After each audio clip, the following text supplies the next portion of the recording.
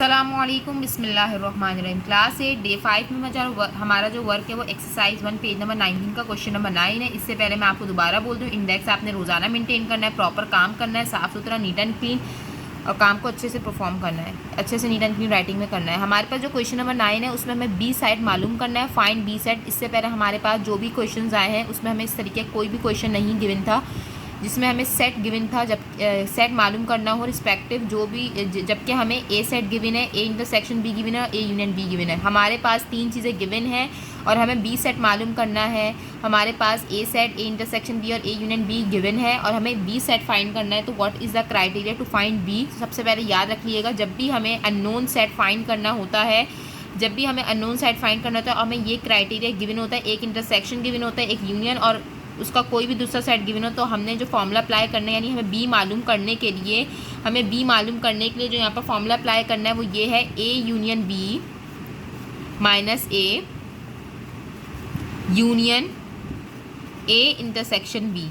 याद रखिएगा बेटा, जब भी हमें एक सेट गिवन और दूसरा सेट हमें मालूम करना और उसी का इंटरसेक्शन और उसी का यूनियन हमें गिवन हो, तो हमें ये फॉर्मूला अप्लाई करना होगा, A union B minus A union B minus A union A intersection B. तो हम इसको स्टेप वाइज सॉल्व करेंगे।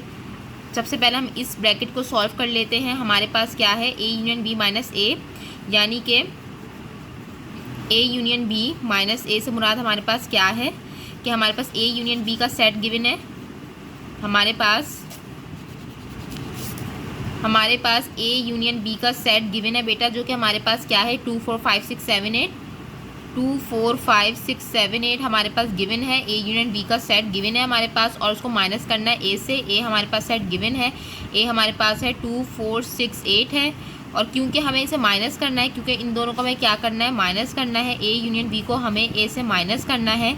तो देख लेते हैं क्या हमारे पास आता है। 2 से 2 कैंसिल, 4 से 4 कैंसिल, 6 से 6 कैंसिल, 8 से 8 कैंसिल, 5 और 7 हमारे पास रह जाएगा, 5 और 7 हमारे पास रह जाएगा। तो हमारे पास बेटा A union B minus A solve हो चुका है हमारे पास, क्योंकि हम बी फाइंड कर रहे हैं। हमारे पास ये पार्ट सॉल्व हो चुका है और हमें इसका ए यूनियन निकालना है इंटरसेक्शन बी के साथ। तो हमें ये चीज़ तो गिवन है पहले से, ये चीज़ हमें अपने क्वेश्चन में गिवन है बेटा, देख सकते हैं आप, ए इंटरसेक्शन बी हमें गिवन है ना। तो अब हम क्या करेंगे, इन दोनों को कैसे लिखेंगे, आपने बी सेट लिखना है। आपने ये चीज़ सॉल्व कर ली, ये पार्ट सॉल्व कर लिया, तो आपने उसकी जगह उसका सेट लिख देना है, जो कि है 5 7।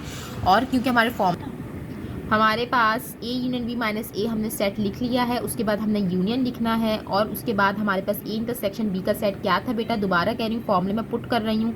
ए इंटरसेक्शन बी हमारे पास क्या था, 6 और 8 हमारे पास एलिमेंट्स मौजूद थे। इन दोनों को यूनाइट करना है, यूनियन बनाना है। What is the meaning of union? हम दोनों सेट्स को कंबाइन कर देते हैं, हमारे पास फाइनल बी आंसर बी का सेट आ जाएगा, जो कि हमारे पास 5 6 7 8 होगा। इट इज़ जो फाइनल आंसर। बेटा याद रहे बात, इस फॉर्मूले पे आपने वर्क करना है। आपको ये फॉर्मूला का याद हो गया, गिवन कोई भी हमें अननोन सेट फाइंड करना हो, आपने ये फॉर्मूला याद रखना है। ठीक है बेटा, इस पार्ट को आपने सॉल्व करना है, और यहाँ पर मैंने जस्ट इस पार्ट को जब मैंने सॉल्व कर लिया, इसको पुट किया है, और इसी तरीके से मैंने यहाँ पर इंटरसेक्शन बी के सेट को पुट किया। जज़ाकल्लाह। हमारे पास पार्ट 2 है बेटा, इसमें भी हमारे पास एक इंटरसेक्शन गिवन है और एक यूनियन बी गिवन है और ए गिवन है। इंशाल्लाह ये प्रीवियसली क्वेश्चन की तरह जो मैंने आपके सामने सॉल्व करके बताया, वो उस तरीके से सॉल्व कर लीजिएगा आप लोग, इंशाल्लाह ताला हो जाएगा। क्वेश्चन नंबर 10 में हमारे पास जस्ट हमने इक्वल्स टू और नॉट इक्वल्स टू का साइन यूज़ करना है, और हमने अपनी स्टेटमेंट को ट्रू डिस्क्राइब करना है कि ये हमारे पास इक्वल्स टू का साइन यूज़ होगा या नॉट इक्वल्स टू का। तो सबसे चलते हैं पहले पार्ट की तरफ। क्या अभी हमने A union B dash equals dash B union A, हमने प्रॉपर्टी भी पढ़ी है, याद होगा आपको, दोनों साइड्स पे यूनियन है और सिर्फ ऑर्डर चेंज है, तो कौन सा साइन यूज़ होगा?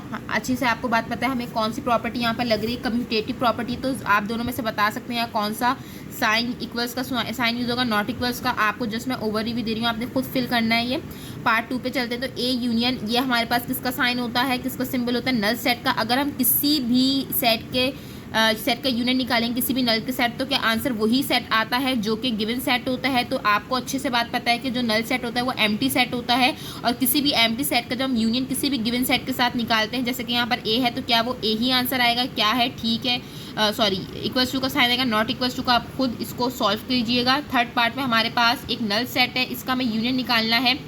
अगेन वही क्राइटेरिया को रिवर्स कर दिया, लेकिन क्या आंसर एम्प्टी सेट आएगा? खुद सोचें आप, यूनियन का मतलब कंबाइन होता है, तो एम्प्टी सेट को और ए सेट को जब कंबाइन करेंगे तो ए सेट ही होगा हमारे पास।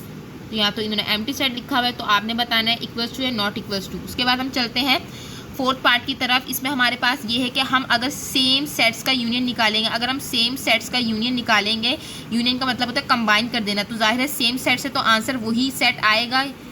इक्वल्स टू है नॉट इक्वल्स टू आपने बताना है। जी बेटा, हमारे पास जो फिफ्थ पार्ट है इसके अंदर हमारे पास क्या कंडीशन दी हुई है, अगर if A union B B के बराबर है, और दूसरी जगह क्या बोला जा रहा है, ए इंटरसेक्शन बी बी के बराबर है, और बताना क्या है कि ए और बी में आपस में ताल्लुक क्या है। तो सबसे पहली बात सोचने वाली ये है कि ए यूनियन बी बी के बराबर है, तो इट मीन्स दैट कि ए और बी का आपस में कनेक्शन क्या है, आखिर ए और बी एक दूसरे के से क्या कनेक्टिविटी रखते हैं। इसी तरीके से अगर आप एक साइड समझ जाओगे तो दूसरी साइड में भी वही बात है कि ए और बी आपस में क्या ताल्लुक है। ऐसे कौन से सेट हैं जिसकी वजह से जो इसका यूनियन और इंटरसेक्शन आ रहा है वो बी के बराबर है। मैं आपको अगर एक मिसाल दूं, अगर मेरे पास ए सेट है, वो भी मेरे पास ए सेट में 1 2 3 है सेट है, एलिमेंट्स है, और बी सेट में मेरे पास वही एलिमेंट्स है 1 2 3, और मैं अगर इसका यूनियन निकाल दूँ तो क्या देखते हैं आप, 1 2 3 ही आएगा, बिकॉज ए और बी के सेट्स को हमने एलिमेंट्स को कंबाइन करना होता है।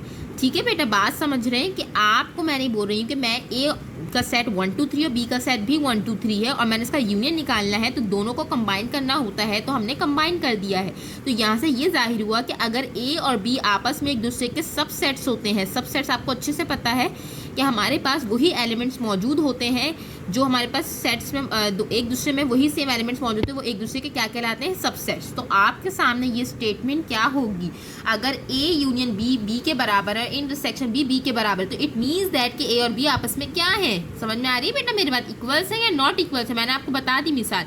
यानी कि ए और यूनियन बी का जब आंसर बी के बराबर आ रहा है और यहाँ पर इंटरसेक्शन बी का भी आंसर बी के बराबर, तो इट मीन्स दैट कि ए और बी आपस में, ये अलग अलग कंडीशंस हैं बेटा। इसको आपने एक मिसाल दी, आप दूसरी वाली मिसाल खुद समझ जाएंगे कि ए और बी आपस में एक दूसरे के सब सेट हैं, जिसकी वजह से बी के बराबर आ रही है। ए और बी में जो एलिमेंट्स ए में है वही मौजूद बी में है, जिसकी वजह से ए और बी आपस में क्या है।